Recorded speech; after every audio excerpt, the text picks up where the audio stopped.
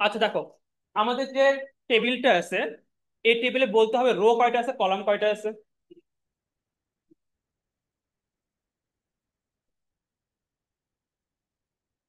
তো আমি বলতে পারি এটা হচ্ছে আমার row one, row two, row three, column one, column two, column three. ঠিক আছে, ম্যাট্রিক্স এর মতো, তোমরা ম্যাট্রিক্স করছো না, ম্যাট্রিক্সে যে কাজটা করছো সেম ওই কাজটা অ্যাকচুয়ালি। আমার এখানে তিনটা রো আছে, তিনটা কলাম আছে। যেহেতু আমি, এটা হলো তোমার ফিগার ওয়ান, মানে আমি এসে কি করবো, পরীক্ষা হলে এই পিকচারটা তোমাকে দিয়ে দিব স্ট্রিমে, উদ্দীপকে, এবং আমি বলবো এটা হচ্ছে ফিগার ওয়ান। এই ফিগার ওয়ানের জন্য এইচটিএমএল কোড লিখতে হবে। সো কোশ্চেন লিখে নাও, ফিগার ওয়ানের জন্য, অর্থাৎ ফিগার ওয়ান প্রদর্শনের জন্য এইচটিএমএল কোড লিখো। এটা হচ্ছে আমাদের কোশ্চেন, হ্যাঁ। যে একটা টেবিল দেওয়া আছে 3x3 ম্যাট্রিক্স ফরম্যাটে, এখানে বলা হচ্ছে এটা যে ফিগার ওয়ান নাম, এটা একটা টেবিল, আমাকে এটার জন্য কি করতে হবে, এইচটিএমএল কোডটা আমাকে লিখতে হবে। আচ্ছা, এখন বলো এইচটিএমএল কোডের বেসিক ফরম্যাট তো আমাদের জানা আছে, ঠিক আছে। সো প্রথমে কি লিখবো বলো তো, ডক টাইপ এইচটিএমএল লিখে ফেলো, then HTML open, then head, title open, title close, then head close, then body open. Head আর বডি একই না, মাথা আর বডি কি সেম হয়? না, এটা টাইটেল শেখো নাই তাহলে।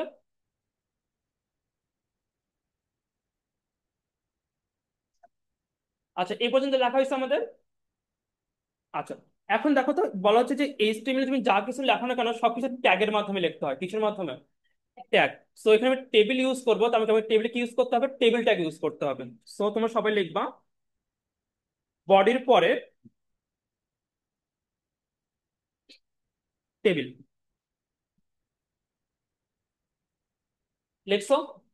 আচ্ছা, এখন একটু বলো তো আমাকে, আমার রো কয়টা ছিল, কলাম কয়টা ছিল, দর্শন কয়টা ছিল? তিনটা রো, তিনটা কলাম।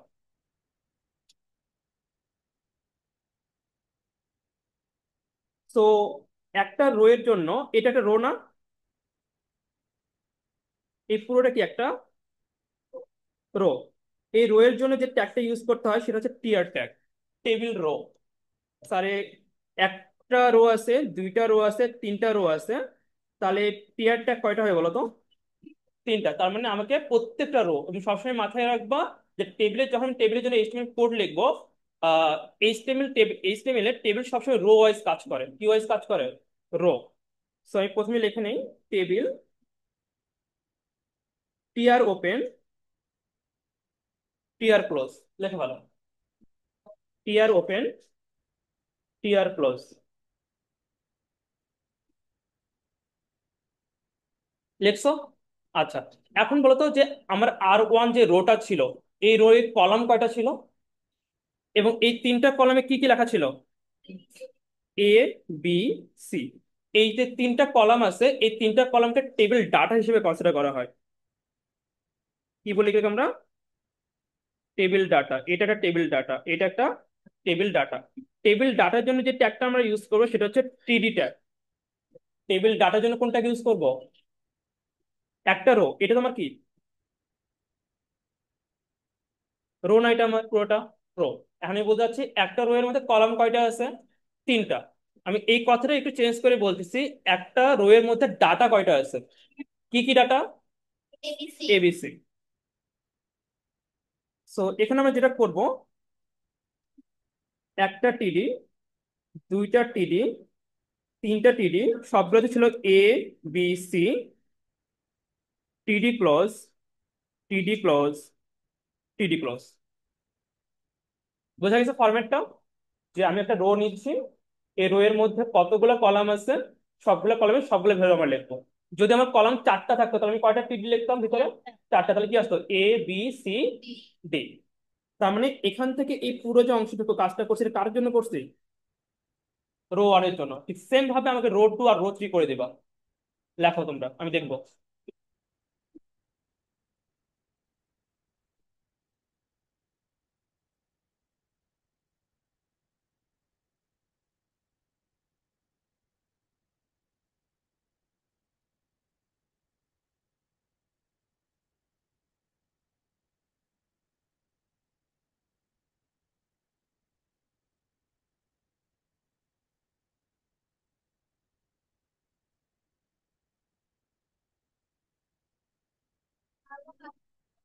না না, ওটা যদি বোঝানোর জন্য লিখতে লিখতে হবে না।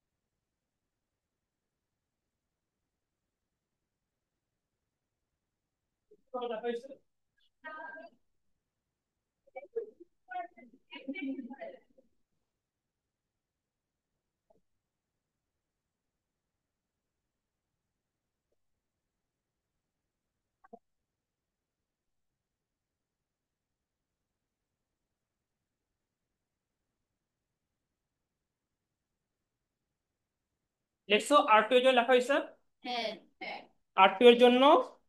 এরপর লিখবো আর থ্রির জন্য।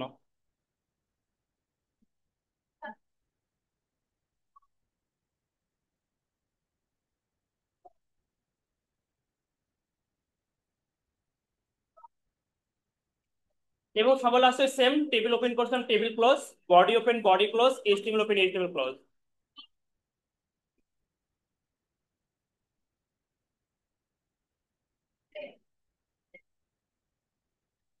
লিখতে পারছো এটা?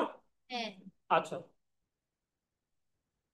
এখন যদি আমি তোমাকে যে কোনো একটা টেবিল দিতে পারবা?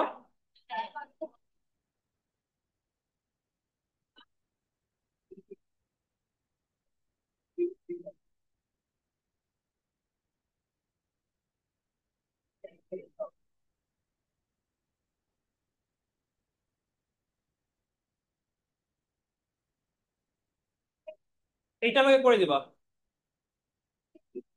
সেম হইলো, একটু ডিফারেন্ট আসছে, লেখো।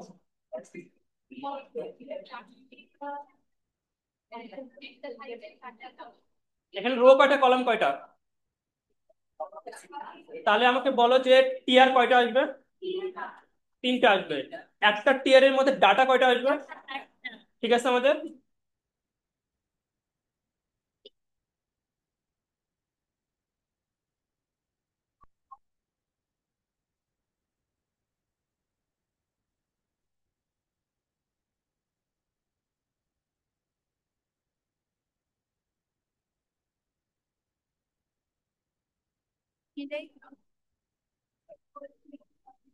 লেখো।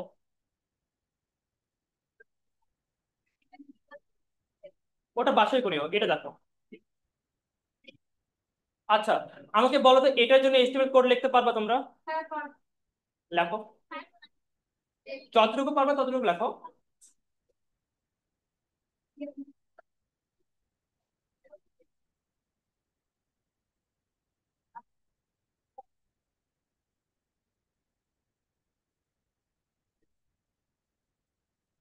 তাই কথা হবে না।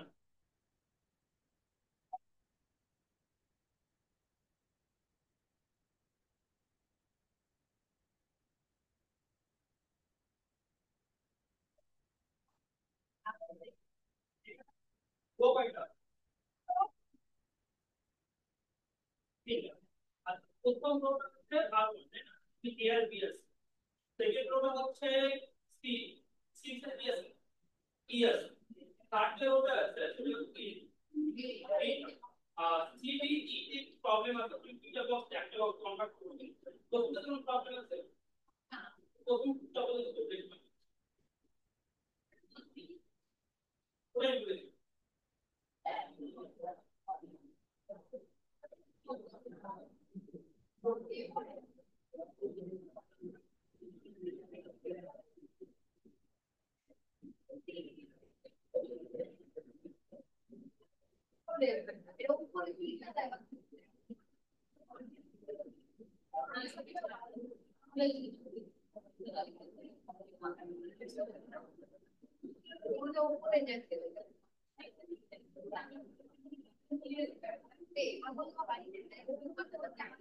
এই, আমি বলছি কথা হবে না।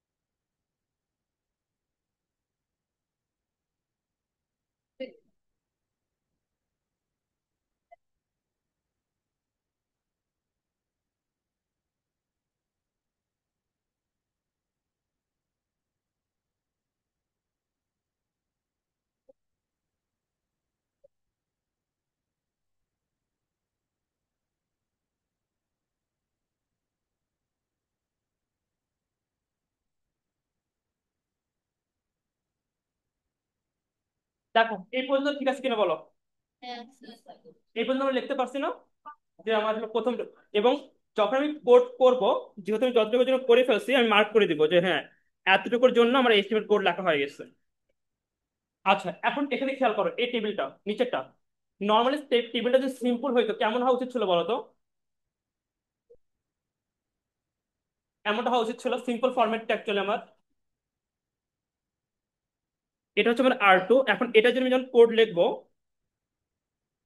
আমাকে কি টিআর ওপেন করতে হবে কিনা বলো? টিআর ওপেন করছি।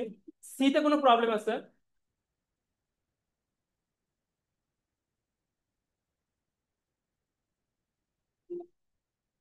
লেখার দরকার নেই, একটু দেখো।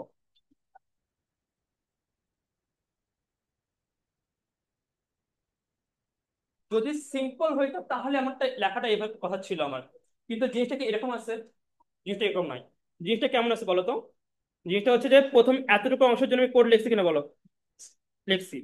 এবং সেকেন্ডে কি বলছি, রোড টু যেটা আছে ও সি নিচ্ছে, ও ই নিচ্ছে, ইর সাথে আর থ্রি লাস্টের যে পোর্শনটুকু আছে ওটাও নিচ্ছে।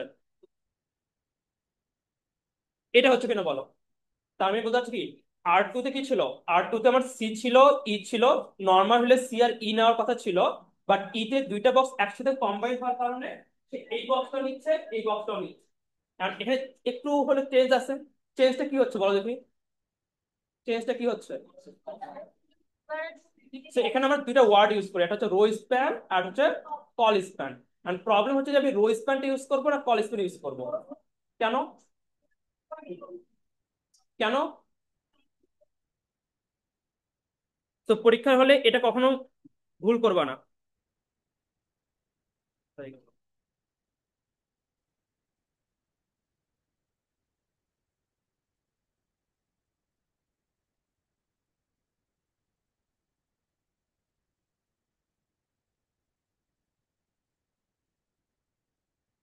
দেখো এই ঘরটা কার, এই ঘরটা কার, এবং এই দুটাকে আমি কম্বাইন করছি না? কি করছি? R1 আর R2 কে আমি কি করছি? কম্বাইন করছি। আমি যদি এটাকে C1 বলি, এটাকে C2 বলি, আমি C1 এর কি বাইরে কোথাও গেছি, বা C2 এর বাইরে কোথাও গেছি? তো সি, সিটা কখন হচ্ছে কলাম, যখন কলাম স্প্যান হচ্ছে তখন আমি সি ইউজ করব, যখন রো স্প্যান হচ্ছে তখন আমি কি ইউজ করব? আর ইউজ করব। তার মানে এখানে আমি কি করতেছি, দুইটা রো কম্বাইন করে আমি একটা রো বানাচ্ছি, দুইটা রো কম্বাইন করে আমি কি করতেছি, একটা রো বানাচ্ছি। যার কারণে এই কোডটা ঠিকই থাকবে, শুধু হালকা আমি এখানে যেটা মেইন চেঞ্জটা করব, টিডি রো স্প্যান টু ক্লোজ। পার্থক্যটা বুঝছো? তো আমি কি করলাম, টিআর ওপেন করলাম, সিটা নর্মাল ফরম্যাটে ছিল, আমি সি লিখছি। ই কি করছে, R2 R3 দুটো কম্বাইন করছে, যার কারণে টিডির আগে একটা এক্সট্রা ওয়ার্ড লিখছি, সেটা হচ্ছে রো স্প্যান টু। যদি আমার R2 R3 আর R4 তিনটা মিলে হইতো তাহলে কি করতাম, রো স্প্যান থ্রি করতাম। বোঝা গেছে কথা? আচ্ছা, এই অংশটা একটা এক্সট্রা নাম আছে, বলতে হবে নামটা কি। কি নাম? অ্যাট্রিবিউট। অ্যাট্রিবিউট করছো? তো নর্মাল ভাবে বলা হচ্ছে যে অ্যাট্রিবিউট এমন একটা জিনিস যেটা শুধু কি করে, কোনো একটা এইচটিএমএল কোডে কোনো একটা ট্যাগের প্রপার্টি চেঞ্জ করে। কি করে, কোনো ট্যাগের প্রপার্টি চেঞ্জ করে। যদি কোনো কিছু প্রপার্টি চেঞ্জ করে এবং ওটা ওপেনিং ট্যাগের মধ্যে থাকে, ওইটাকে বলা হয় এইচটিএমএল অ্যাট্রিবিউট। মনে থাকবে? আচ্ছা, এখন এখানে আসো। তাহলে আমার কোড এটার জন্য লেখা হয়ে গেল, এটার জন্য লেখা হয়ে গেছে, এবং একই সাথে আমি এটার জন্য লিখছি না, লিখে ফেলছি। এখন এটা বলো তো, আমার এখন বাকি আছে কতটুকু অংশ? শুধু টি বাকি আছে। তাহলে পরবর্তী যে টিআরটা আছে ওখানে টিটি হবে কয়টা, লিখে ফেলো।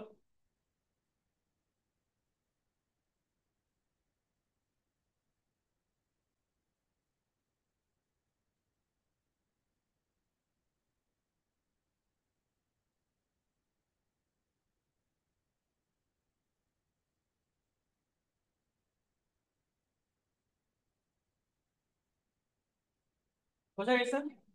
এখন খেয়াল করো, দেখো তোমাদের যে কোশ্চেনটার অ্যান্সারটা লিখছি, আমার হলো টেবিলে বক্স কয়টা বলো তো। যেমন এই টেবিলটা ধরো,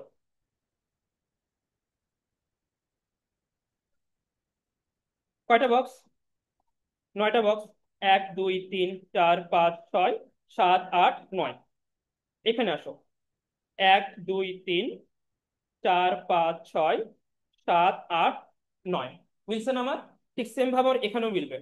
এখানে বক্স কয়টা ছিল আমার? 6টা। যদিও আমি দুইটা মিলে একটা বানাইছি, বাট বক্স কয়টা আমার? 6টা। একটা, দুইটা, তিনটা, চারটা, পাঁচটা, এই একটা, 6টা। বোঝা গেছে কথা? এখন এই কোশ্চেনটাকে আবার চেঞ্জ করি আমরা, সেম এই কোশ্চেনটা আবার লেখো।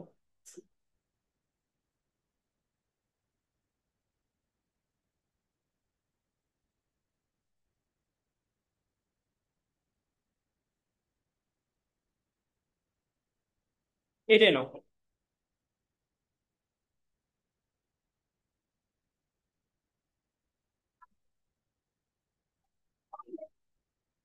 ঘন্টা দিছে। Thank you. যাও।